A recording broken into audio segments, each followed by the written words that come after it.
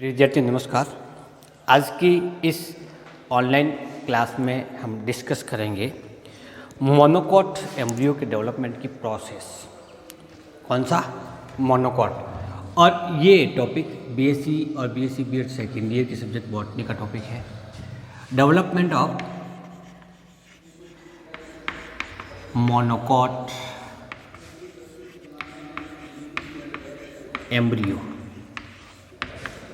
एक बीजपत्री भ्रूण के विकास की प्रक्रिया को पढ़ें। तो जैसा कि हमने इससे पहले की क्लास में डिस्कस किया था कि मोनोकॉट एम्ब्रियो का डेवलपमेंट दो अलग अलग प्रकार का होता है। एक तो सेजिटेरिया प्रकार का होता है, दूसरा होता है पोआ प्रकार का। तो जो हम आज जो डिस्कस कर रहे हैं वो है पोआ टाइप्स का। इस प्रकार के डेवलपमेंट, एम्ब्रियो का डेवलपमेंट थोड़ा सा भिन्न होता है। कैसे होगा? बनने वाले एम्ब्रियो के अंतर्गत स्केटुलम, कॉल्यूप्टाइल और कोल्यूराइजा, मूलांकुर चोल और प्रांकुर चोल तथा स्केटुलम का विभेदन और निर्माण अलग होता है सेजिटेरिया से। इसीलिए मोनोकॉट एम्ब्रियो के रूप में हम दो प्रकार के एग्जाम्पल की सहायता से उसके पूरे डेवलपमेंट को पढ़ते हैं। लेकिन जब सिंपल प्रकार का क्वेश्चन पूछा जाता है कि मोनोकॉट एम्ब्रियो का डेवलपमेंट की प्रोसेस को डायग्राम सहित समझाइए, तो उसमें सेजिटेरिया वाला लिखना होता है। पोआ जो कि पोएसी फैमिली का है, तो पोएसी फैमिली के प्लांट्स में कौन कौन से स्केटुलम, कॉल्यूप्टाइल और कोल्यूराइजा का डेवलपमेंट सेजिटेरिया की तुलना में थोड़ा सा भिन्न होता है, इसलिए इसको अलग प्रकार के रूप में हम पढ़ते हैं। इस प्रकार के एम्ब्रियो डेवलपमेंट में होता क्या है? तो सबसे पहले बात करते हैं हम जाइगोट की। तो ये एक जाइगोट है जो कि जिसके द्वारा एम्ब्रियो का डेवलपमेंट होगा, ये डिप्लॉइड होता है। इस जाइगोट में सबसे पहले एक अनुप्रस्थ विभाजन के द्वारा दो कोशिका का निर्माण होता है। एक को बेसल सेल नाम देते हैं और दूसरे को नाम देते हैं apical cell. Basal cell CB और एपिकल सेल CA। तो कितने भागों में विभक्त हो गया? दो कोशिकाओं में विभक्त हो गए। अब क्या हुआ? बेसल सेल डिवाइड हुई पुनः दो कोशिकाओं में, अर्थात अनुप्रस्थ विभाजन हुआ। और अनुप्रस्थ विभाजन से क्या बना? M और CI कोशिका का निर्माण हुआ, जबकि इसके शीर्ष भाग पर एपिकल सेल CA प्रेजेंट होती है। तो विभाजन किसमें हुआ? बेसल सेल्स में हुआ। CA में पुनः विभाजन क्रिया के द्वारा दो कोशिकाओं का निर्माण हुआ और दो कोशिका से फिर कुल 4 कोशिका बनी। तो टोटल दो कोशिका ऊपर की ओर, दो कोशिका नीचे की ओर, तो 2 टीयर का निर्माण हुआ। इसमें से शीर्षक टीयर की 2 कोशिका उसको L नाम देते हैं, जबकि इसके ऊपर स्थित कोशिका को L डैश के नाम से जाना जाता है। ठीक इसी प्रकार से CI कोशिका भी विभाजित होती है और विभाजित होकर के 2 कोशिकाओं का निर्माण करती है, N और N डैश, और इसके बीच में M कोशिका प्रेजेंट होती है। इस प्रकार से कुल 4 कोशिकी तो भ्रूणीय कोशिका और 3 कोशिका के पीछे निलंबक जैसी संरचनाओं को निर्मित करने वाली कोशिकाएं होती है। तो कितनी कोशिका होगी? 4 और 3 7 कोशिका की अवस्था बनेगी। लेकिन क्योंकि भ्रूणीय कोशिकाएं वो 4 कोशिकाएं, इसलिए इसको टेट्राड के नाम से जाना जाता है, टेट्राड एम्ब्रियो। बल्कि इसको नाम देंगे प्रो एम्ब्रियो। यहाँ तक तो ठीक है। अब आगे क्या परिवर्तन होगा? L कोशिका है या L क्षेत्र की कोशिका है, वो मूल रूप से कॉल्यूप्टाइल, किसका निर्माण करेंगे?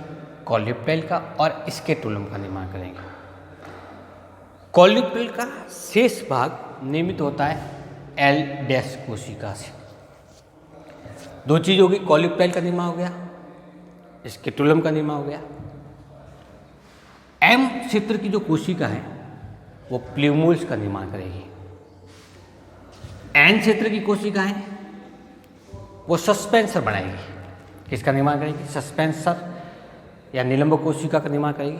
जबकि N डैश की कोशिका है वो कोल्यूराइजा का निर्माण करेगी और मूल के शीर्ष भाग का, रूट एपेक्स का संश्लेषण करने का कार्य करती है। कौन करेगी?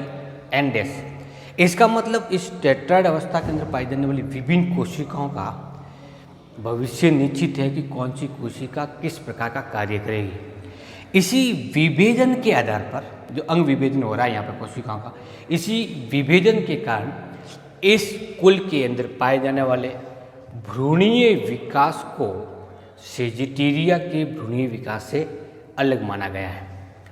अब ये कोशिका जो एंडेस कोशिका है, एम कोशिका है, वो पुनः विभाजित होकर के ओ और पी प्रकार की कोशिका बनाएगी, जो कि सस्पेंसर को निर्मित करेगी। क्योंकि इसमें एल्डेस कोशिका के द्वारा स्केटुलम का निर्माण होगा, और स्केटुलम क्या है? स्केटुलम एक दृढ़ संरचना है जो कि भ्रूण की ऊपरी सतह पर पाई जाती है।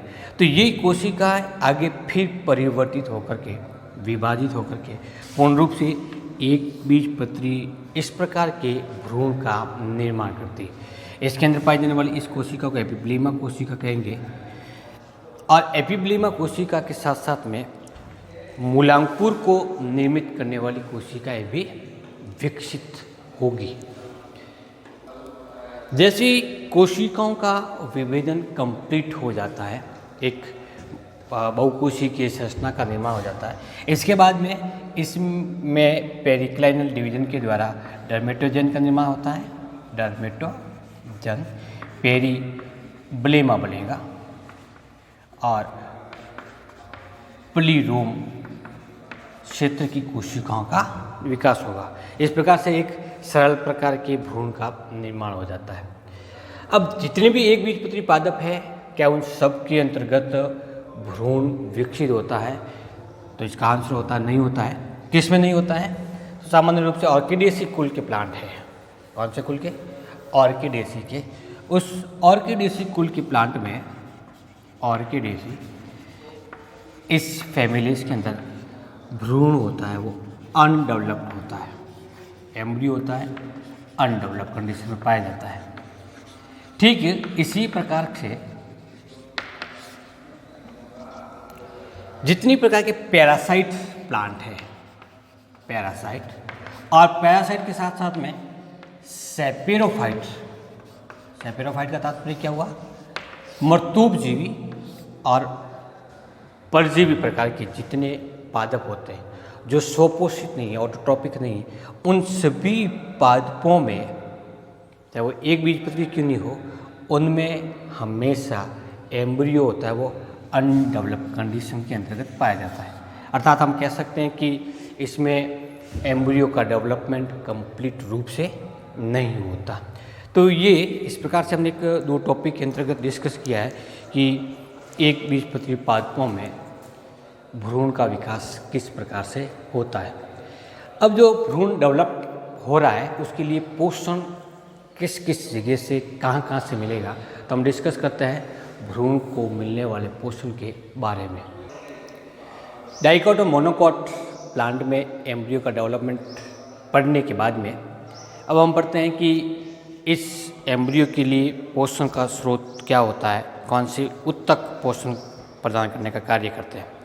तो मुख्य रूप से भ्रूण का पोषण 4-5 प्रकार के प्रोसेस के द्वारा होता है। एंडोस्पर्म, सेलेजोस्पर्म, perisperm, outgrowth and haustoria developing from suspensor and pseudo embryo sac से। तो पहला है एंडोस्पर्म अथवा भ्रूणपोष। जैसा कि हमने पहले ही पढ़ रखा है कि ट्रिप्लोइड सेल से निर्मित कोशिकीय संरचना जो कि भ्रूण को पोषण प्रदान करने का कार्य करती है वो एंडोस्पर्म कहलाती है। नारियल का पानी, कोकोनट मिल्क, जिसके अंदर पोषक तत्वों की मात्रा सबसे अधिक होती है, ठीक इसी प्रकार से जिया मेज, मक्का के अपरिपक्व भ्रूणपोष में भी कार्बोहाइड्रेट, प्रोटीन और अमीनो अम्ल प्रमुख रूप से पाए जाते हैं। और ये भ्रूणपोष एंजाइम, ये भ्रूणपोष में उपस्थित कोशिका है, एंजाइम द्वारा विघटित होकर के पोषण प्रदान करने का कार्य करता है। तो जैसे जैसे भ्रूण की वृद्धि होती जाएगी वैसे वैसे निलंब के द्वारा उस भ्रूण को भ्रूणपोष में धकेला जाएगा, जो कि निलंबक के शीर्ष भाग पर उपस्थित हस्टोरियम द्वारा भ्रूणपोष से पोषक तत्वों का अवशोषण होगा। तो एम्ब्रियो का पोषण या एम्ब्रियो का न्यूट्रिशन मुख्य रूप से किसके द्वारा संपन्न होता है? एंडोस्पर्म के द्वारा। दूसरा है निभागीय कोष अथवा सेलेजोस्पर्म। सामान्य तौर पर बीज के विकास के दौरान बीजांड का विघटित हो जाता है। या फिर पोषण के लिए प्रयुक्त हो जाता है। लेकिन साइनेस्ट्रम में भ्रूण कोश के निभागीय सिरे की कुछ कोशिकाएं शेष बची रहती है। इन कोशिकाओं में स्टार्च और फैट मुख्य रूप से पाया जाता है, जो तीव्र गति से विभाजन करके कौन सी कोशिका, निभागीय सिरे की ओर स्थित बीजांडकाय की कोशिका तीव्र गति से विभाजित करके कोशिकाओं का समूह बना देती है, उत्तक बनाती है। इन्हें निभागीय कोश अथवा सेलेजोस्पर्म कहते हैं। इन कोशिकाओं में उपस्थित वसा और स्टार्च पोषण के रूप में प्रयुक्त होते हैं। तीसरा जो एम्ब्रियो के लिए पोषण का स्रोत है उसको पेरिस्पर्म या परिभ्रूणपोष के नाम से जानते हैं। परिभ्रूणपोष होता क्या है? बीजांड के विकास के दौरान ही बीजांडकाय या न्यूक्लियस की कोशिकाएं विघटित हो जाती है, न्यूक्लियस विघटित हो जाता है। लेकिन कभी कभी न्यूक्लियस या बीजांडकाय कुछ पतली परत के रूप में अवशेषी संरचना के रूप में पाया जाता है। इसे पेरिस्पर्म अथवा परिभ्रूणपोष कहते हैं, जो सामान्यतः भ्रूण कोश के चारों ओर स्थित रहता है। ये परिभ्रूणपोष की कोशिकाएं पोषण प्रदान करने का कार्य करती है। कब? अंकुरण के दौरान। कौन कौन से प्लांट में पाया जाता है? तो जैसे एमेरैंथेसी, कैपेरेडेसी, पाइपेरेसी, जिंजीबेरेसी और कैनेसी कुल के अंतर्गत परिभ्रूणपोष पाया जाता है। पाइपेरेसी में पाया जाने वाला परिभ्रूणपोष स्पष्ट रूप से होता है। ये परिभ्रूणपोष सामान्य भ्रूणपोष की तुलना में अधिक मांसल संरचना होती है। किसमें? पाइपेरेसी, जिसके अंदर एक प्लांट को रिप्रेजेंटेटिव प्लांट के रूप में पढ़ता है, पाइपर नाइग्रम।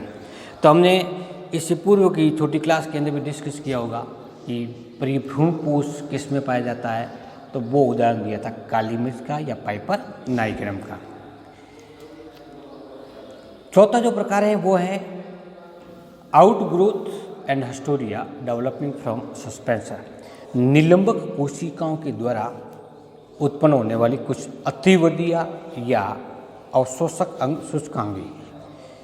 लेग्यूमिनोसी कुल के सदस्यों में निलंबक जैसी कोई संरचना नहीं पाई जाती, लेकिन प्रो एम्ब्रियो में अनेक विभाजन के द्वारा गोलाकार कोशिकाओं का निर्माण होता है और ये गोलाकार कोशिका बीजांड द्वार की तरफ अधिक लंबी हो जाती है और लंबी होने के बाद में पोषण का अवशोषण करना प्रारंभ कर देता है। तो निभागीय सिरे की ओर स्थित बहुकेंद्रिकीय कोशिकाओं को निभागीय निलंबक के नाम से जाना जाता है। ठीक इसी प्रकार से एस्पिरुला में निलंब की कोशिका एकल पंक्तिक होती है, लेकिन धीरे धीरे परिवर्तन के दौरान ये कोशिकाएं फूल करके पुट्टिकाओं के समान वृद्धि करते हैं, जो कि भ्रूणपोष उत्तक में धसी रहती है और पोषण ग्रहण करती है। ठीक इसी प्रकार से मारियोफिलम में उपस्थित निलंबक सूचकांक की संरचना और आकृति साइक कोशिकाओं के समान होती है। इन संरचनाओं में द्विकोशिकीय प्राक भ्रूण पाया जाता है, जिसके आधार ये कोशिका निलंबक कोशिका के रूप में कार्य करके भ्रूण का पोषण करती है।